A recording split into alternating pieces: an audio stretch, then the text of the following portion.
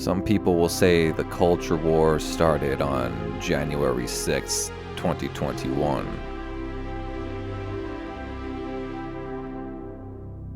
Some will say it started on January 20th, 2017.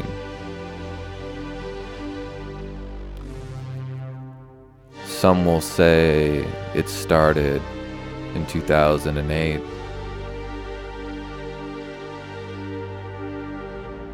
Some will say it started September 11th, 2001. April 29th, 1992, 1967, 1865, 1776. Who was there when the culture war started? Does war ever really start? Or is it just human condition?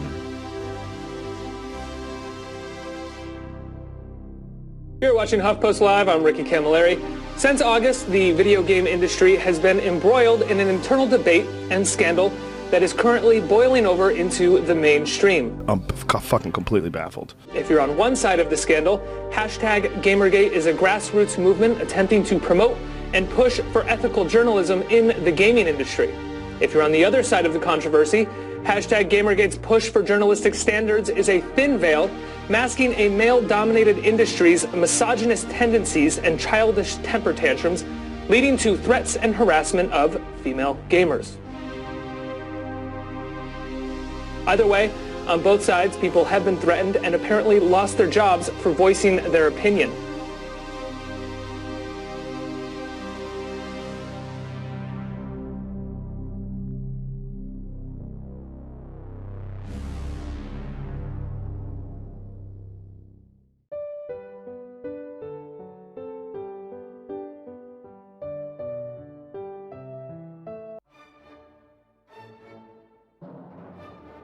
I don't remember if I had heard it somewhere or if someone told it to me, so to whoever that lonely soul is, I'd like to take this time to express my admiration.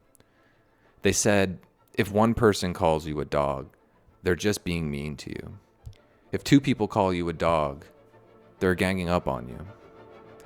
But if three people call you a dog, you should turn around because you might have a tail. According to Wikipedia, Gamergate was, quote, a loosely organized misogynistic online harassment campaign and a right-wing backlash against feminism, diversity, and progressivism in video game culture. And not exactly.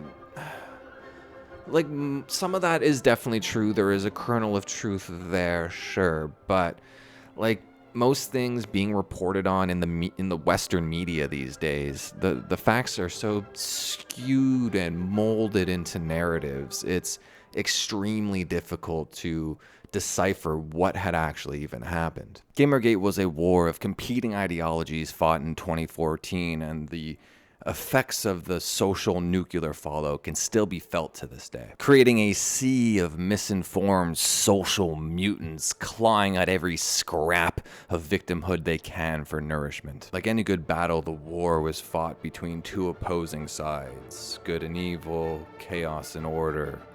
And like any good fight, whichever side you thought you were on is, well, quite meaningless. In actual war, you tend to fight for the country you were born to or the one you currently reside in. Take the Axis and Allies from World War II, for example. Hitler's Germany, evil, murdered 6 million captive Jews.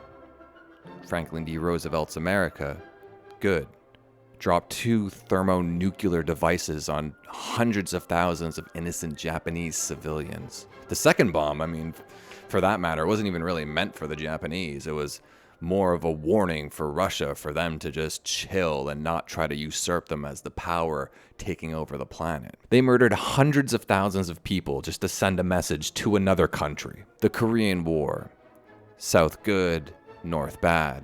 A country split across the middle, dividing it in two thanks to Russia and America not being able to decide on which mode of living suited their countries best. capitalism or socialism. Communism? Probably communism. They say history was written by the victors, so the victors get to decide whose side you were on. Our war is not too different, but instead of fighting with bullets, gunpowder, and a few good men, our war was fought with lies, the internet, and, well, I guess nerds. Our war was fought by two ragtag factions that found alliance out of convenience and shared enemies. Let's call these two factions the Axis and the Allies. Now, don't let that skew who you think is good and who is evil in the situation. It's merely a framing narrative. I thought it'd be kind of cute, I guess. Let's start off with the Allies, aka the anti-gamergate movement. This consisted of three groups or countries: the UK, Russia, and the United States. I know there was more countries involved in World War II, but I mean, those were the three major ones on the Allies. I'm just trying to make a cute framing here, okay? Let's start off with Russia, aka the SJWs. You see, well, I guess today you would call them the woke mob. I guess that's probably the 2022 comparison to who these people were. But at the time, social justice warriors and, you know, feminists and, I don't know, I guess trans hadn't like formed up yet, like freaking Voltron. So they were still just going by SJWs. For the sake of this video, let's call them the SSJWs. They're always cranky. It's not hard to find some kind of cause for them to get behind. Their socialist ideology and identity always come first for them, and whether they know it or not, they disincentivize individual thoughts and feelings. Our next group is the United Kingdom, the UK, aka games journalism. And this is the whole games journalism industry. I'm talking IGN, I'm talking, you know, Kotaku, I'm talking Rock Paper Shotgun, I'm talking all the major publications. They're powerful, they're pretentious, they're unable to admit fault, and they hide behind the fact that they're an institution.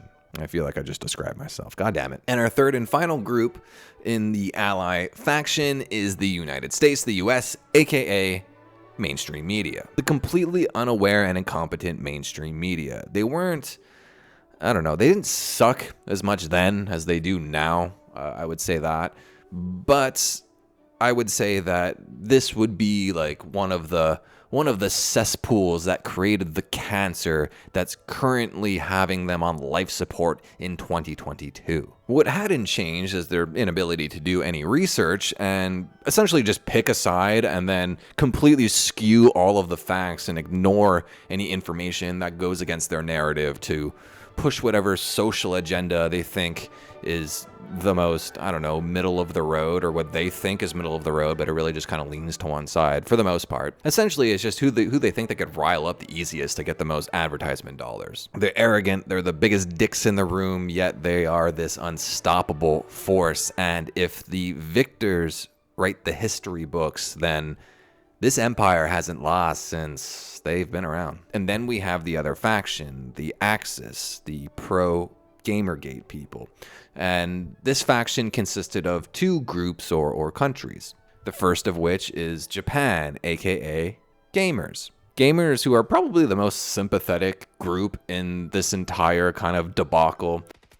What a fucking nigga. It's pretty straightforward. People that enjoy playing video games and are part of video game culture.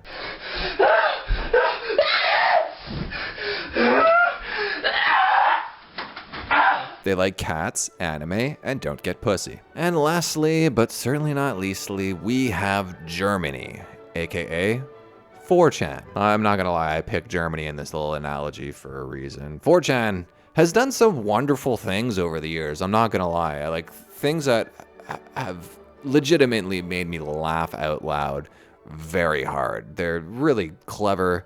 They make cool things. They have a penchant for chaos, which I'm a huge fan of. But they oftentimes take things way too goddamn far. Not unlike an actual war, it is very difficult to tell who was on whose side. Initially, this video was actually much different. I was planning to do a video on Brianna Wu specifically because I found her, well, morbidly annoying and just kind of interesting. But I found out she was part of this movement called Gamergate, or at least was opposed to it, and I remember hearing about it back in the news in 2014, but I had a real hard time finding like an unbiased take on what had actually happened during that whole period. So I decided that, you know, why don't I do my own research? I'd make that a part of that video, and then it just kind of ended up spiraling out of control and becoming its own thing. Brianna Wu was pretty, you know, integral to that moment, or being against that moment. You could even say she was one of the, that's not bad. You could even say she was one of the 3 pillars of Gamergate. And of course, Brianna Wu would be accompanied in that honor next to Zoe Quinn and Anita Sarkeesian as the other 2 pillars. If World War I started by a botched political assassination that somehow still managed to take place due to a series of comical errors, I'm not kidding. I would look it up if I were you. It's a very entertaining story, actually. You could legit make a comedy movie out of it. And if World War I had started that way, then Zoe Quinn would be our Gravilo Princip. Or perhaps our Franz Ferdinand. I'm actually not sure where this analogy is going anymore.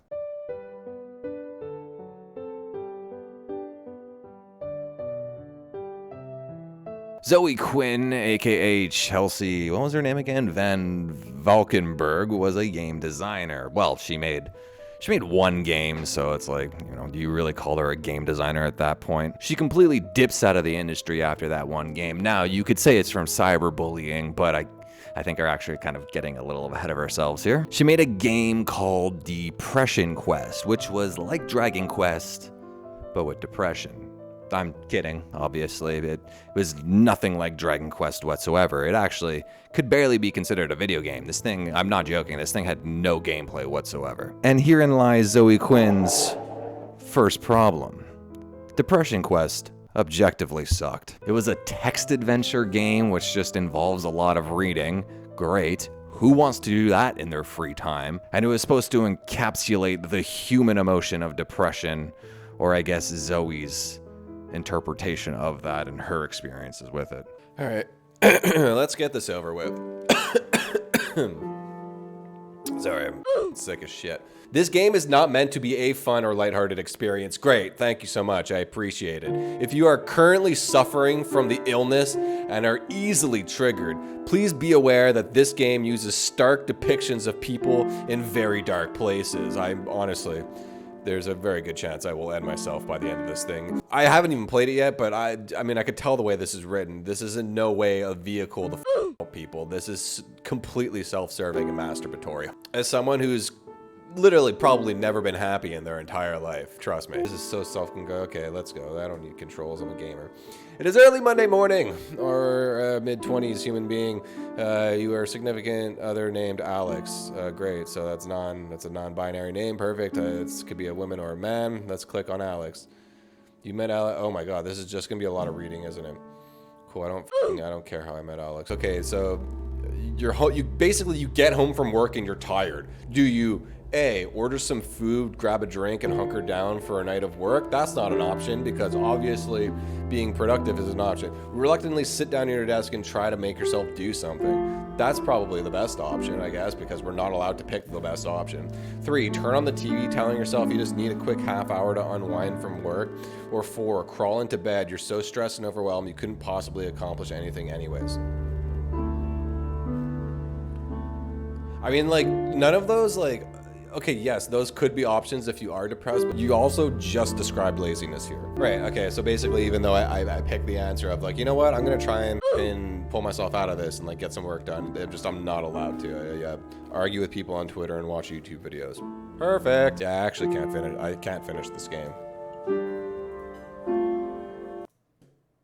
Honestly, this thing could barely be classified as a video game. It's more like a short story written by an autistic, upper-class European immigrant who came to America solely to describe how awful it is, but only on a surface level because they don't actually understand anything past the first paragraph of how life operates. It's as if it was written by Greta Thunberg. It's like you trained an AI to read the entirety of r/I am 14 and this is deep, and then trained it to write short stories. This is not a game, there is no gameplay. It's closer to a choose your own adventure novel, except it's completely linear because every option you choose leads you down the same path. So I guess it's like a novel, except shorter and shittier. It's like listening to only the audio of the Portuguese dub of Evangelion. Nem pensar, vivermos juntos é muito perigoso com a nossa... I'd rather be depressed than complete this quest. I'd rather cheat on my girlfriend with a man just to find out that I'm not gay. I'd rather have a man come inside me than complete this game. The game was released in 2013 and received generally favorable reviews despite it being the Brazil of video games, a true hellscape where the streets are covered in human fecal matter and you're liable to be robbed twice during the same vacation. Never go to Brazil! That place. Gamers had been sus of the games journalism industry for many years at this point. I mean, go to Metacritic. There's so many different video games where you could look at what, the critic reviews are compared to the user reviews, and you'll often find like drastic differences. Take these for example: Gran Turismo 7, Diablo Immortal, Call of Duty Vanguard, Battlefield 2042, Star Wars Battlefront 2, not the 2005 Star Wars Battlefront 2, the remake of the reboot that was released in whatever. The 2005 one's a masterpiece, so get off my back. In 2014, former boyfriend Aaron Griongi or something like that, I don't know how to pronounce it, released a blog post online called the Zoe Post, which would detail all the deep and dirty secrets of their relationship. Obviously, this would be completely one-sided and biased, so you have to take all of it with a grain of salt. But the thing about the Zoe Post is that he actually provided enough screenshot and photo evidence to support many of his claims that would sway a lot of people in his favor. I wouldn't recommend reading it because A, it's actually just kind of hard to find. It's pretty much been scrubbed from the internet at this point. You can check out this link up there or maybe up there. I don't know which side it'll be on, or perhaps it's in the description. It's somewhere, but you could read it in full if you want.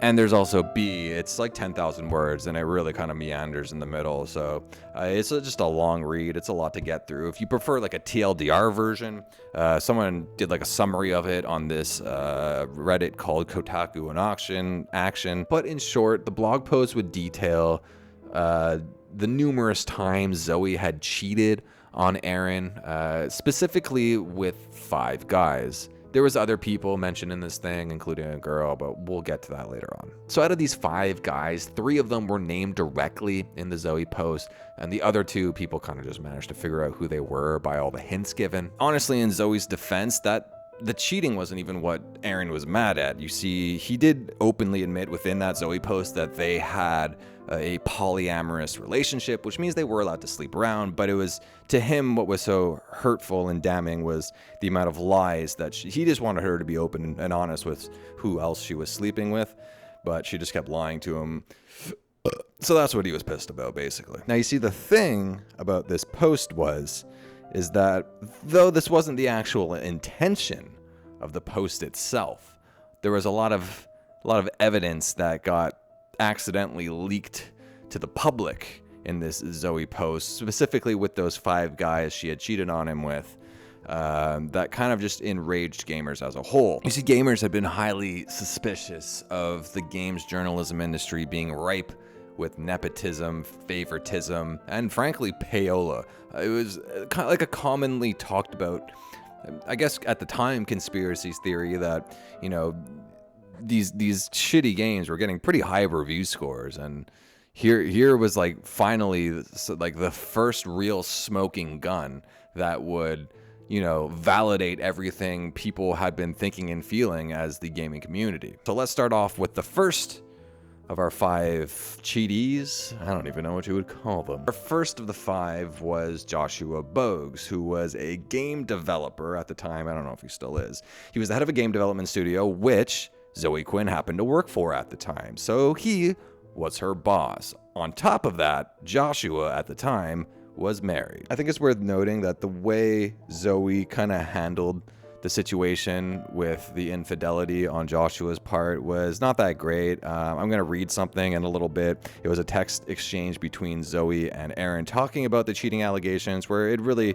seems like she didn't care at all that she broke up a marriage and was really just trying to save her job, while also trying to make herself look like an awesome woman. Aaron, you've already done damage control on that front with your tweets. I think if anything, people might think you stronger for it. Zoe, and the fuck-ups are my own, but I didn't know that she existed when it happened, and I felt horrible about this for a while. And he could still fire me.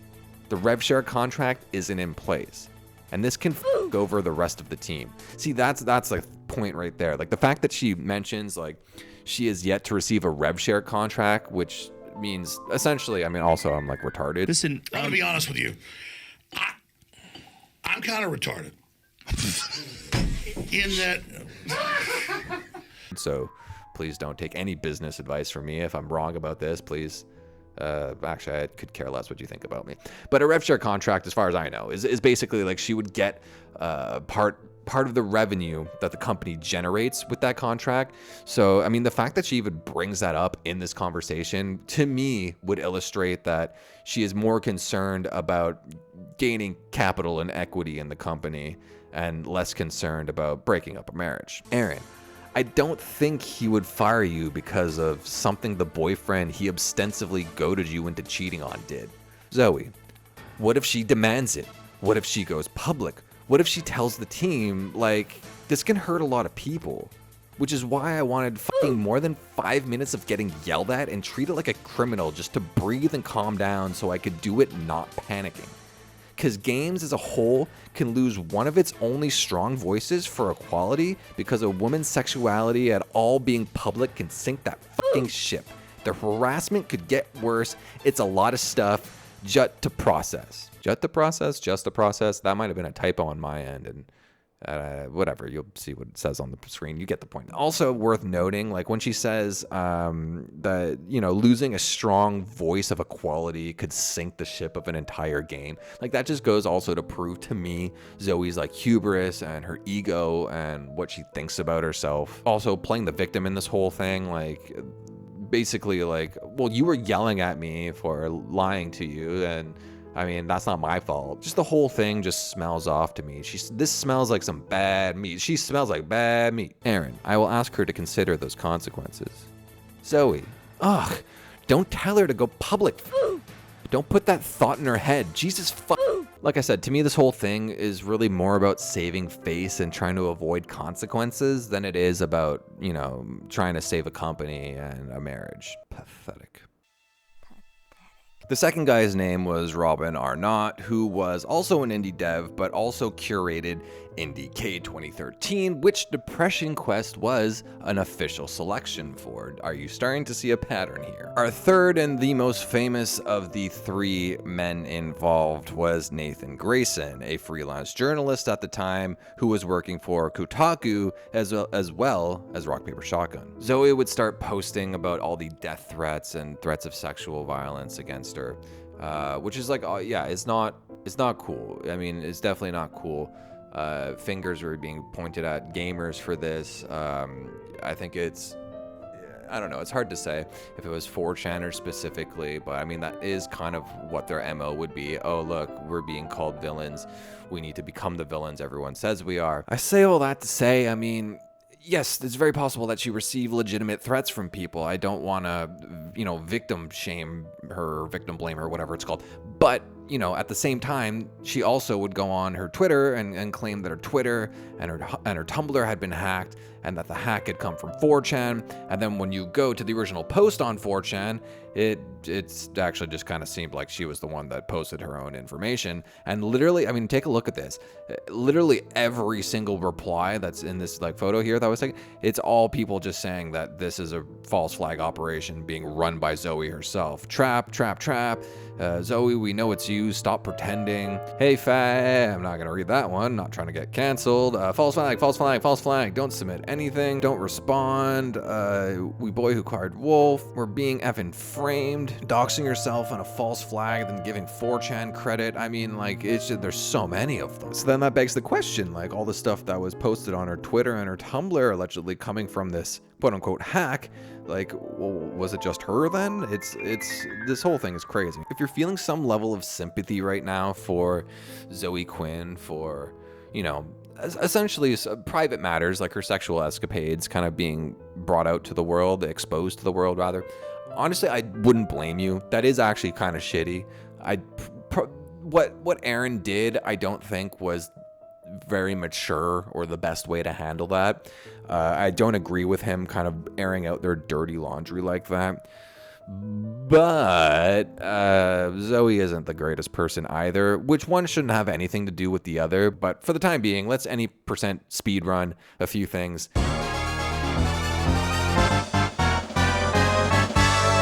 Having sex with her PR agent, having sex with the judge of one contest she was a finalist in, having sex with 2 judges of a separate contest that she had won, having sex with games news journalists to help cover up the aforementioned acts, intentionally sabotaging at least 3 charities for feminism and colon cancer, sabotaging a 4th charity and getting a major figure in the gaming industry fired as a bonus, setting up a scam to replace those charities, stealing the money donated to said charities, planning to set up a charity for victims of trolling and probably to steal the money from that too, faking a mugging to ask for pity donations, asking for donations of her broken computer, asking for donations for her broken computer, having sex with her married boss to advance her job, sending white knights to harass people who disagree with her on the internet, getting several websites shut down by her personal army, sexually harassing a man and using intimidation tactics to make him apologize for exposing her for being a feminazi, forcing sex on her boyfriend according to her own definition of the R word, threatening to get rid of herself. God damn, I hate these YouTube censorships. If her boyfriend exposed her, posing naked online for money, convincing her mentally ill boyfriend he was going crazy when he suspected her of cheating, faking her own doxing and hacking, convincing various sites to suppress bad press about her using her connections, making up sob stories about abuse to keep people from exposing her, threatening to ruin people's careers for exposing her, faking harassment to promote a game about depression, silencing people with depression when they criticize it, creating a game using something that can't be considered programming, starting a raid of a site for people with depression to promote her depression game, stealing a game, capitalizing on the death of Robin Williams to promote her game, pretending that online trolling has left her homeless. It sounds insane, I know, but why don't we circle back on that a little later, and for now, why don't we move on to our second pillar, Anita Sarkeesian. That milk smells bad.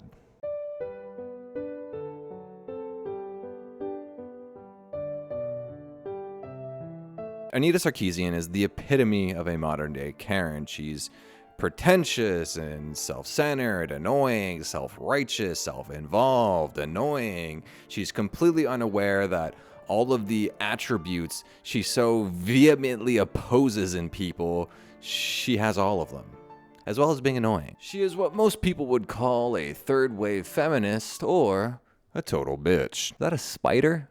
Oh, a spider on my ceiling. She spends her entire life pointing the finger at men or what she perceives as these institutions that are either constructed by or being upheld by men, toppling the patriarchy and smashing the semen sacks or what have you. A spiteful, ideology-driven existence that, quite frankly, is just uninteresting. And like most people without anything interesting to say, she found herself needing to thrust herself into the public eye because she's an attention whore.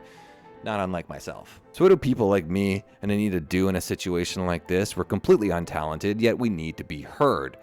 Well, I guess we start YouTube channels. She started a channel called Feminine Frequency, which would upload its first video in 2009, and just 4 years later, it was actually quite successful, more successful than mine is doing, that's for sure. Oh my God, I want to kill myself. Most of her videos had more than 100,000 views, and she was nearing the 100K subscriber mark too. A very healthy channel at this stage. But for better or for worse, what really exploded Anita and Feminine Frequency's popularity at this time was the launch of her Kickstarter. All right, Tropes vs. Women, let's check this out.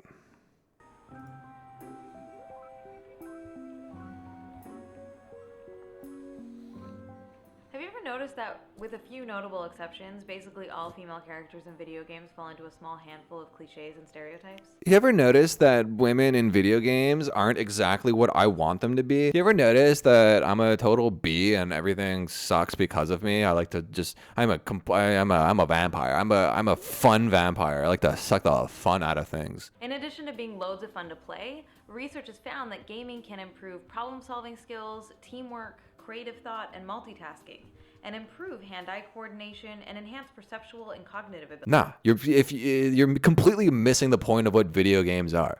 It's about running around and murdering things. Basically, you can't in real life, and we have freaking monkey brains, and that's all we want to do is to and murder.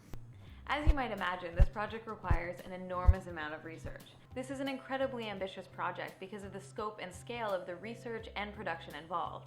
So please donate any amount you can to bring this video. Yeah, okay, so essentially this whole freaking Kickstarter, the whole point of it is, okay, so I need to do research, and I don't feel like the money I make off the final product should have to fund the research stage. I feel like I should get paid for the research stage by fans on top of the money I will make for the actual finished goods product. Instead of, listen, I don't even know if Patreon existed at this time, but instead of offering something in return for extra money from her most dedicated fans, what she decided to do was just say, hey, give me more money. I will up production and do research. Like, she wasn't offering anything, and this exchange was nothing. There was nothing being exchanged here. Like, that's the whole crux of it. And I mean, like, look at if you go back, where was it? Here, I mean, like, look at her setup. Her setup's better than mine. Her setup is way better than mine. I mean, like, look at that. That camera is way nicer. I'm literally shooting this off of a cell phone. Is there anything else interesting on here? About this project, I love playing video games, the product is analyzed, blah, blah, blah. So essentially, in return, she's offering to make 5 videos for, what was the initial goal? Was it like $6,000? All right, let's look at these rewards.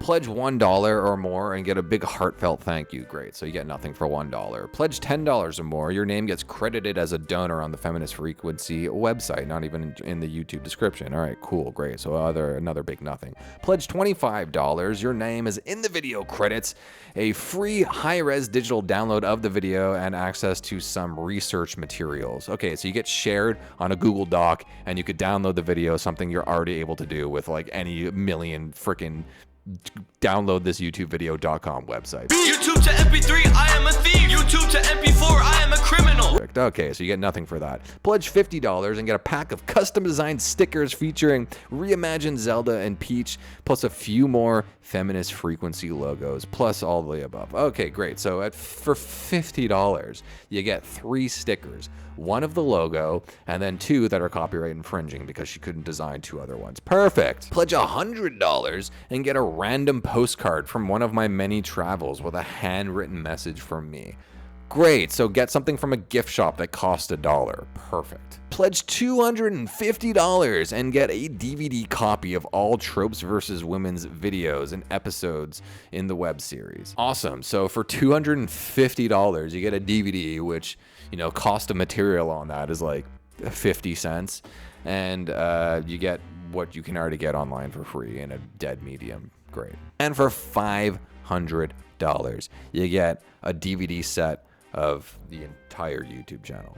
Anita's Kickstarter was clearly lazy and entitled. Like, do you really need all that money? And even if you throw that aside, it's like, do you not have any dignity to just beg for money? Raise it yourself. A $600 goal is not that impossible to raise. As you can tell, the Kickstarter was complete shit. It provided nothing and it just did nothing. It offered nothing and you had to pay for it. So our old friends at 4chan got a hold of it and started essentially harassing Anita online.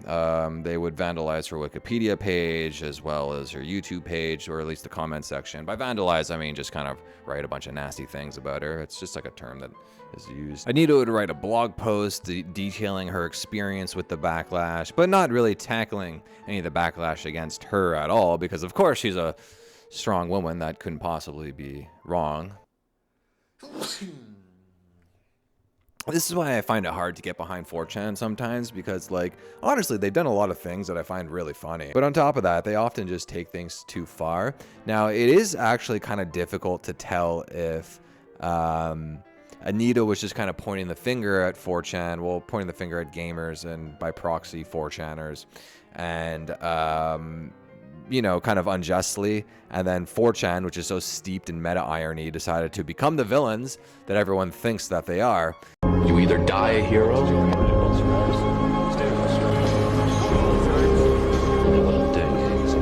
or you live long enough to see yourself become a villain.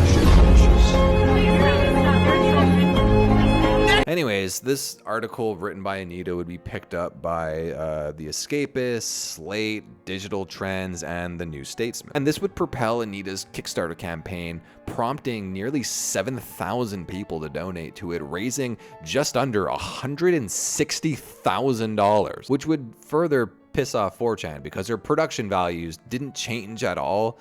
And she would also be late on delivering the 5 videos she initially requested the money for. Which is why right now, if you go to kickstarter.com/I'mGay, you could subscribe to my Kickstarter, where the more money you guys pledge, the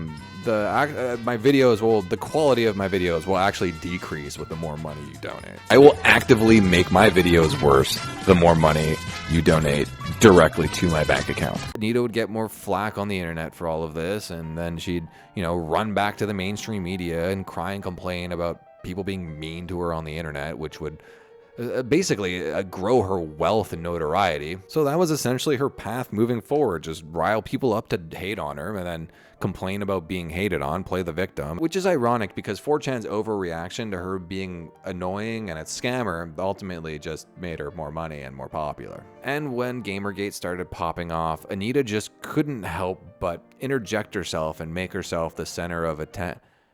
I mean, stand up for women or whatever.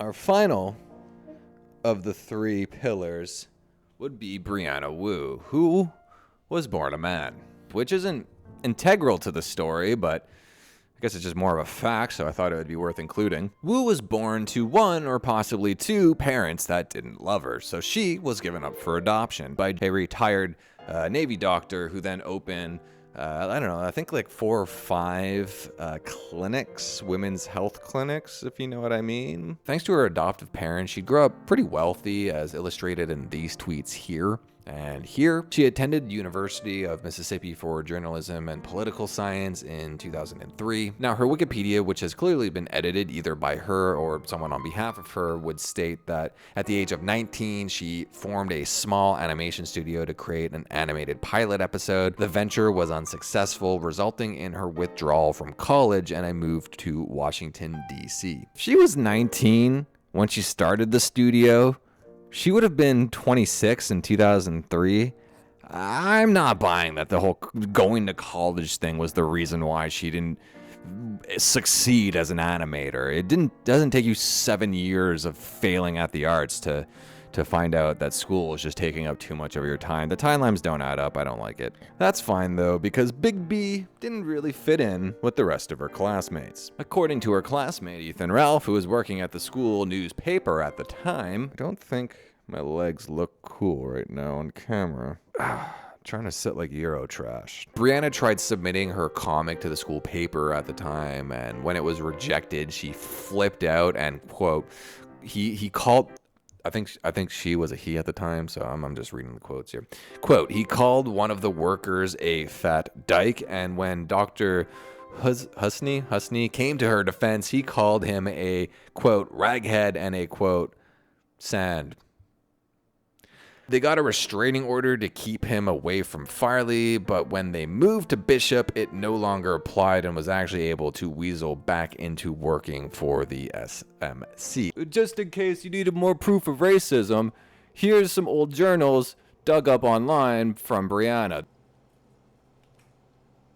Oh my...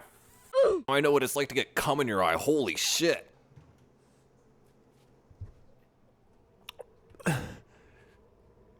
This might have been the dumbest thing I've ever done. I literally just pepper sprayed myself with hot sauce. I could barely see. Video over. Sorry, that was the end of the fridge footage. Leave your social insurance number in the comments if you liked it. How are you enjoying the video so far? Yeah, totally. Same here. And just in case you needed more proof that Wu is the queen of love and inclusion, here are some more racist quotes dug up from some old online journals. Quote, I don't especially feel that gays are allies when it comes to women.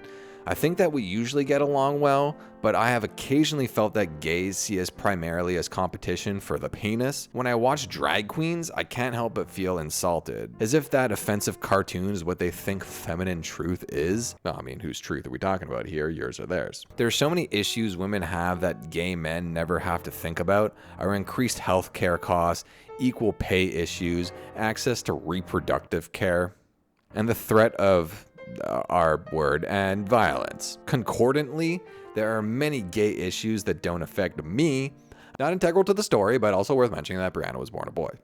It does help that our enemies are the same, the fundamentalist conservatives that would deny us the right to make our own choices. The lunatic fringe would deny me the right to make choices about my body. And they'd just as quickly send the gays off to sexual reduction camp. We are united against the patriarchal oppressors that think they know what is best for us. After her time in school, she'd become a political fundraiser for a few years, as well as a journalist. And then in 2007, after seeing the design of the iPhone, she was inspired and decided to become a game designer. I don't know how one is connected to the other, but that's what it said on her Wikipedia. In 2008, she married Frank Wu. Who was that, you might ask? He's the 4-time winner of the Hugo Award for Best Fan Art, which honestly is essentially just an award for who has the best deviant art. It really doesn't mean anything. Honestly, he won the award so many times, he started to reject getting it or even being allowed into like the running for it. And then when you start looking into it, there's all these claims that, I mean, he was just friends with all the people judging it, so he actually didn't really even deserve it in the first place.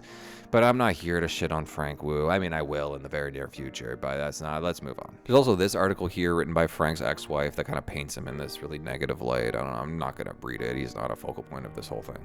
Wu became friends with Amanda Steinquest Warner, whose name came from a liberal elitist name generator. They would scissor up with each other, and then in 2010, they'd create the game studio Giant Space Cat. It'd be crowned the first all-female game development studio.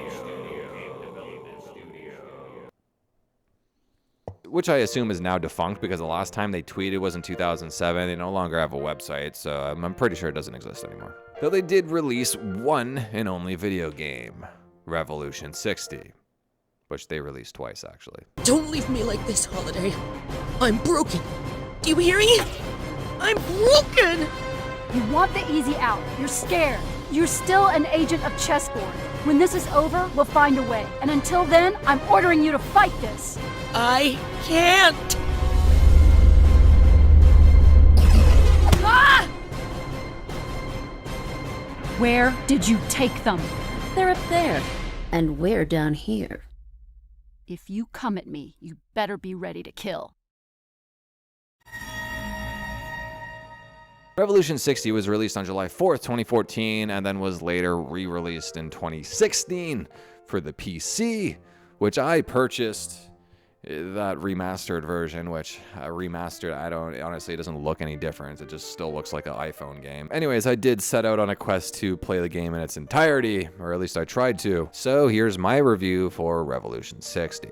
Revolution 60 is essentially a children's Christmas wish list of mechanics and ideas from other games, awkwardly smashed together like the climax in a coming-of-age tale, pun intended. It's really a jack-of-all-trades, master of none, or I guess a jack-of-all-trades, not even mediocre at any. Every single function in the game is subpar. Look at the detail on that bike. Oh my god. Oh, The art design done by award-winning Frank Wu is atrocious. Looks like someone threw up on it. Like, what is all these colors? And I think they were trying to go for like a 60s sci-fi B-movie thing, but it came out like the mongoloid cousin of the 90s television show Reboot and movie theater decor. I mean, look at this. It's a neon nightmare. Everyone has tribal henna tattoos for some reason. Seriously, it looks like they were picked fresh out the book from a tattoo shop's coffee table. Even the motorcycle is tatted up for some reason. Wu would simultaneously be praised for the all-female cast supporting women and feminism, while also having the all-female cast look like they were designed by the misogynist patriarchy. The story and characters are very poorly written. I've experienced a few bugs during my playthrough, and the actual gameplay mechanics are one-dimensional, so let's start there. The gameplay is tedious. It's essentially a Telltale game, which in and of itself does not have high-level game mechanics. It's really a choose-your-own adventure. But Telltale is self-aware of this and decided to accentuate the positives by investing all their efforts into the story and characters and the decisions you have to make that affect the narrative. This game is devoid of all of that. None of the actions you perform feel like you are affecting movement. At least in a Telltale game, all the QuickTime events made you feel like you were affecting the movements of the characters. Except in Revolution 60, everything is completely random. There's like 4 basic QuickTime events or QTEs that you need to repeat over and over by pressing the arrow keys to make a square, tap spacebar to make circle, tap anything to stop ball in window, and hold up then down arrow keys. And that's it. Nothing else. Then there's the dreaded typing sections. You'll often have to type in the actions the character is doing instead of developers actually having to animate it. If you hit the wrong key, then you have to retype the entire word from the beginning. It's dumb and I hate it. Listen, I'm an autocorrect guy, freaking sue me. These typing sections, along with the aforementioned QTEs, are also used as special moves in combat. Combat, like every other idea, was not fleshed out nearly enough. It's so shallow. After beating the tutorial, you've experienced the totality of the combat mechanics. Combat is a very dumbed down version of the Mega Man Battle Network series. You and your opponents can move left and right, back and front. You can shoot with your gun, but don't bother unlocking any other weapons. The starting pistol is by far the best. Everything else is trash because the cooldown on the pistol is basically exactly timed with the amount of time it takes for an enemy to recover from being attacked. So if you wanted the whole experience to be over as quickly as possible like me, you can basically finish a battle without taking any damage. After a few hits, you can use a special move for more damage. The skill tree is useless, nothing is helpful, and that's the combat system.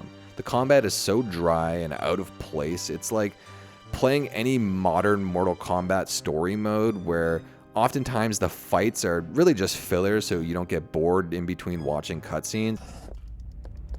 You wait here. There needs to be a plan B if I get killed.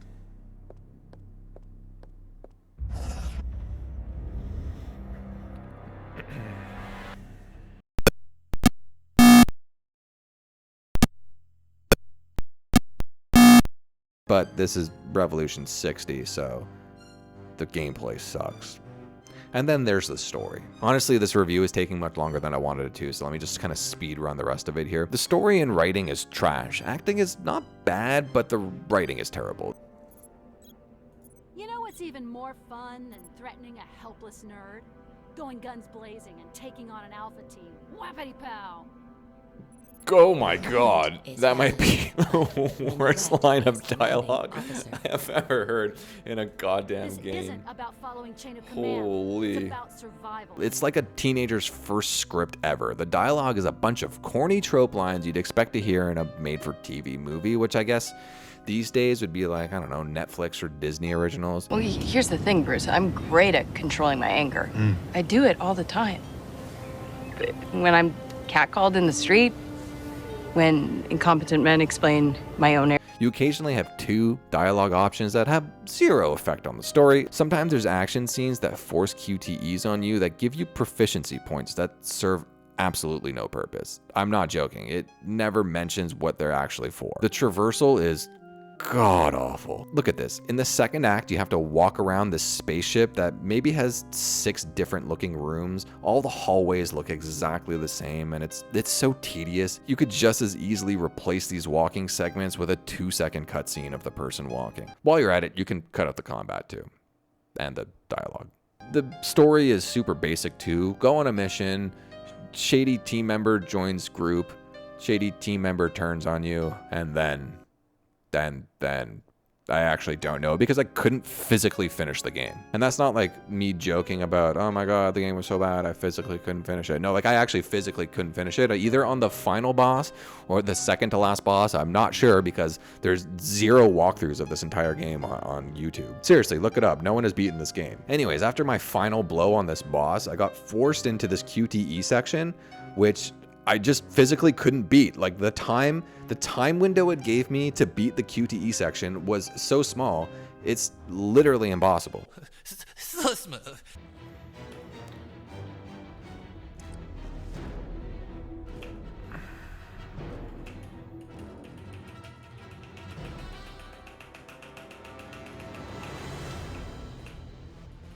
What the f?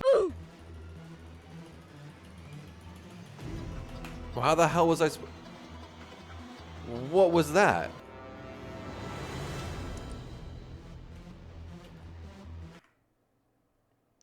Options, change that to mouse, confirmed. There's literally no way for me to pass that part.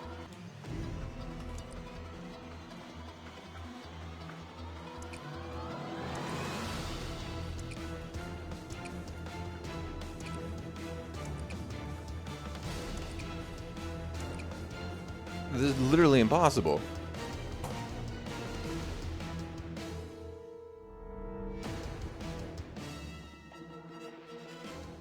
Okay, well, I give up this game. And I was playing on the easiest difficulty because I just wanted to get through this thing as quickly as possible too. I don't know, maybe on mobile it's easier, but like on PC, it's like there's just not enough time. There's no time. It was one of the 4 QTEs I've been doing since the beginning of the game. Just tap on spacebar and make circle. But I can't make circle. Not enough time to make circle. And that's it. I literally don't know how the game ends because no one else in the history of humans has beaten it. One person claims to have beaten the game on howlongtobeat.com, but there's no evidence, so I'm inclined to disagree.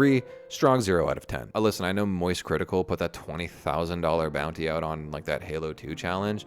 Well, I'm putting out a $69 bounty out on the Revolution 60. If you could beat the game in completion in a walkthrough on YouTube, I'll give you $69. Somehow this game managed to raise $12,000 on Kickstarter and had a total budget of $400,000. Suspiciously, this hunk of shit got 70% on Metacritic, and honestly, even more shocking, this game got 23% user score. That should have been 0. But actually keep this in mind, this is actually crucial to Gamergate later on. The game was a bomb financially, and in this psycho last-ditch effort, Brianna Wu decided to, well, at least attempted to, review bomb her own game by going on the game's Steam board and, you know, just kind of talking shit about it. Except she had completely forgotten she was still logged in with her personal Steam account, which was labeled as a developer, so everyone can clearly see that she had made the game in the chat. And this fake spark would kind of be like, you know, the teenager pitching a cigarette into the California forest that would set it ablaze by accident. I mean, listen, I'm not a journalist, but from my understanding of it, I don't think there's supposed to be any legal ramifications. Maybe there is actually. Maybe you would lose some kind of license. But at the very least, you're supposed to, if you break the journalistic code of ethics, you're at the very least supposed to be like ostracized as a journalist from the industry. I mean, maybe not so much these days. I had severe PTSD. Anyways, like I mentioned before, gamers were already highly suspicious of the games journalism industry for not only being ripe with nepotism, but also breaking one of these core pillars of the journalistic ethical code, independence and objectivity.